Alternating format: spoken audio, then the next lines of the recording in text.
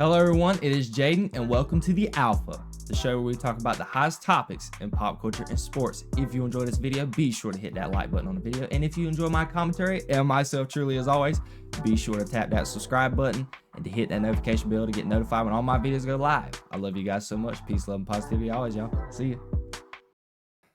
My Dallas Cowboys signed our star tight end, Jake Ferguson, to a contract extension.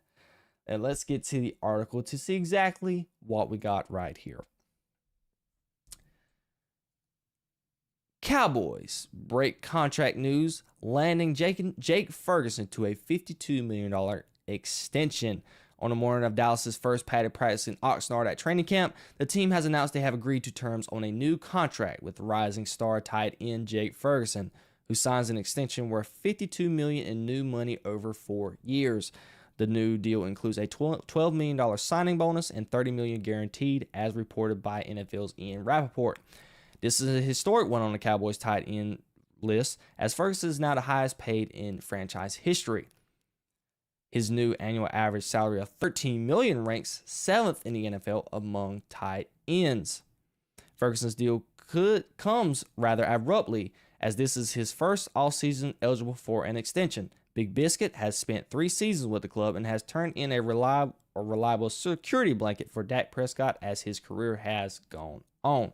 In 2023, Ferguson earned his first Pro Bowl nod after a stellar season in which he brought in 71 passes for 761 yards and 5 touchdowns. All right, guys. So we know that Jake Ferguson is a very good tight end. A very, very good tight end. He's a very underrated tight end. He's a very underutilized tight end. He doesn't get the love he deserves. I remember in a podcast, the New Heights podcast with Travis Kelce, Travis Kelce went on to pretty much say, like, who is your favorite tight ends to watch and that can compare to your game. And he listed Jake Ferguson as one of those names.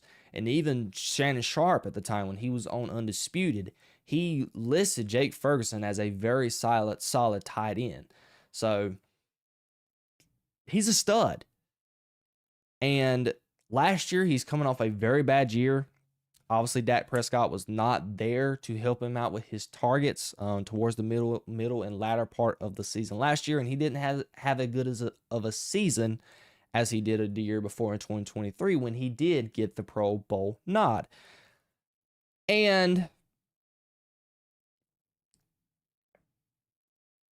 it was a great signing. It is something that we're going to discuss later that Dallas should have done with Micah Parsons when he was eligible for an extension.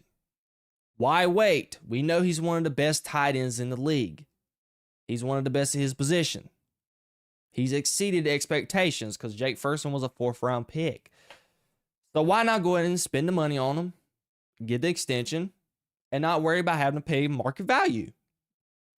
Because you got Jake Ferguson at a deal, at a bargain. You got him as the 7th highest ranked, highest paid tight end right now in the market. Now, who knows that he's going to get even lower as the years go by, because we know there's going to be more tight ends getting paid more money. And I know maybe David Njoku and Travis Kelce and those other big names, TJ Hawkinson, George Skittles, all those other guys are getting market. They're in that top 5, where Ferguson is sitting at 7. But right now, and I looked at the Madden ratings came out for the tight ends just as of today, and I saw where Jake Ferguson wasn't even in the top 10. But I wrote this down in my notes, and I'm gonna stand by it. Can you guys name me at least 5 to 7 better tight ends than Jake Ferguson at his peak from 2 years, just 2 years ago? Throw away last year. Rough year all around offensively, period.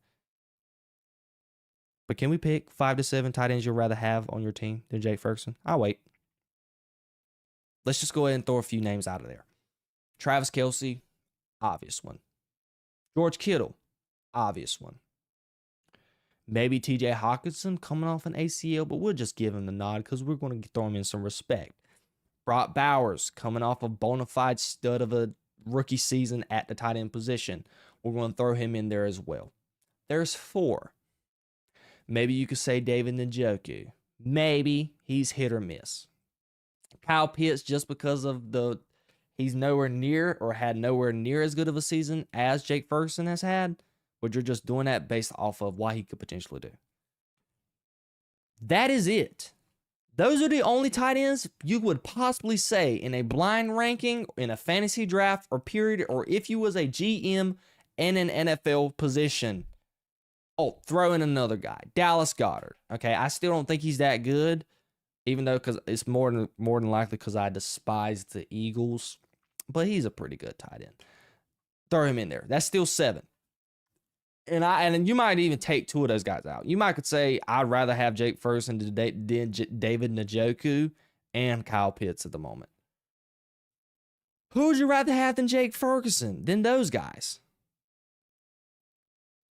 Jake Ferguson is very good. He has a Travis Kelce type of component to his game. And I wrote this down because it's very important. He needs better targets and better routes.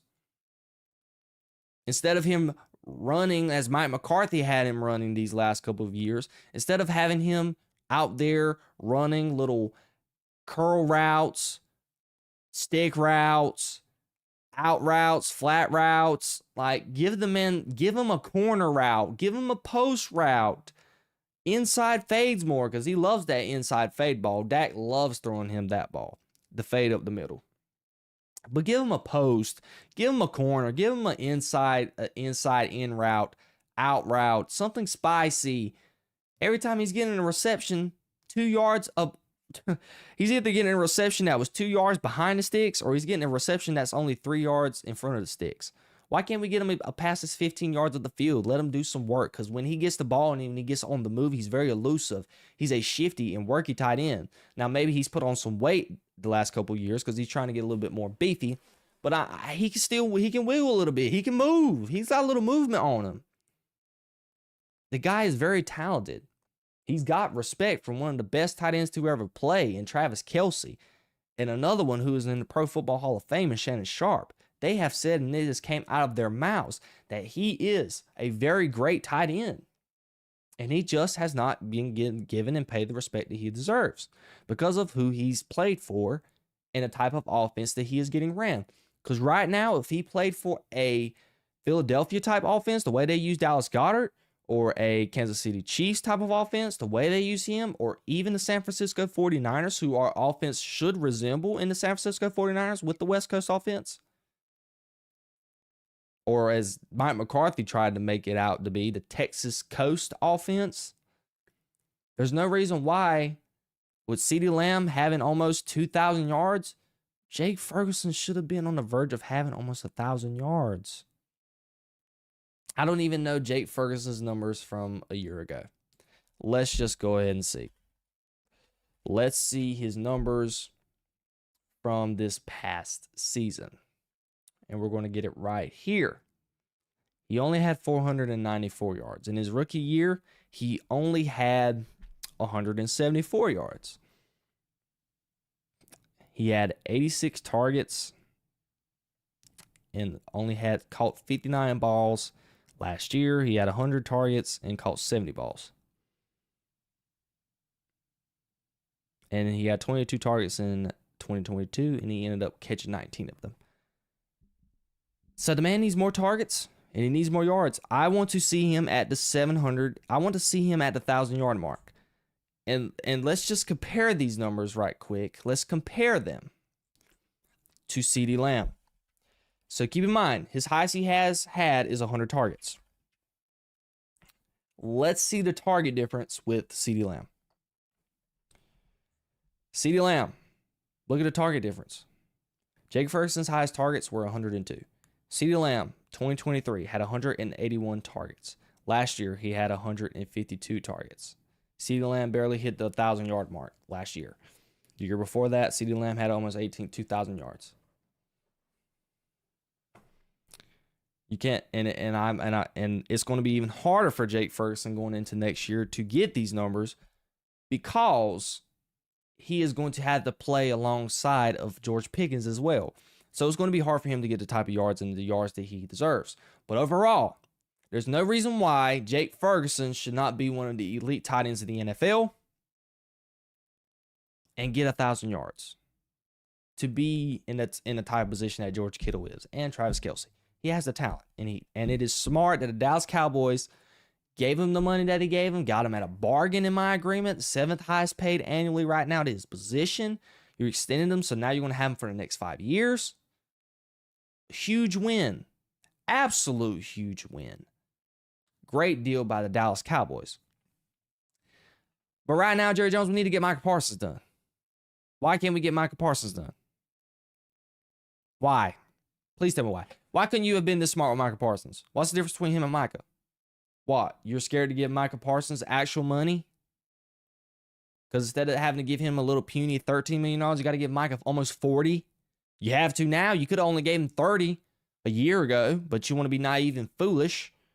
But that's another topic on another day. Jake Ferguson, great tight end, bona fide stud. I'm happy that he's getting his money, and I'm excited to see what potentially Brian Schottenheimer can do with him at his position.